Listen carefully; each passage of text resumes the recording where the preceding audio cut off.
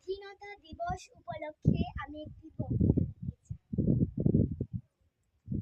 উপস্থিত সম্মানীয় অতিথি, শ্রদ্ধেয় অধ্যক্ষ, উপাধ্যক্ষ, শিক্ষক এবং আমার প্রিয় সহপাঠীবৃন্দ, আপনাদের সবাইকে স্বাগতম। আজ 15ই আগস্ট ভারতের স্বাধীনতা দিবস। প্রথমেই আপনাদেরকে জানাই ভারতের স্বাধীনতা দিবসের আন্তরিক শুভেচ্ছা ও অভিনন্দন। বন্ধুরা, আমরা সবাই জানি যে আজ 15ই আগস্ট ভারতের স্বাধীনতা দিবস।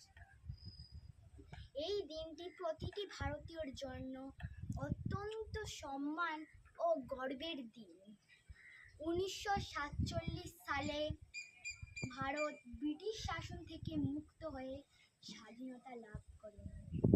আমাদের মহান স্বাধীনতা সংগ্রামীরা যেমন মহাত্মা গান্ধী, নেতাজি সুভাষচন্দ্র বসু, ভগৎ সিং, ক্ষুদিরাম বসু, মঙ্গল পাণ্ডে এবং আরও অনেকে রয়েছেন যারা নিজেদের সমগ্র জীবন উৎসর্গ দিয়েছিলেন।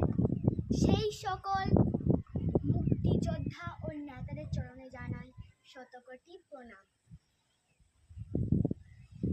এই দিনে সারা ভারত জাতীয় পতাকা উত্তোলন করে এবং বিভিন্ন সাংস্কৃতিক অনুষ্ঠান আয়োজন করা হয়।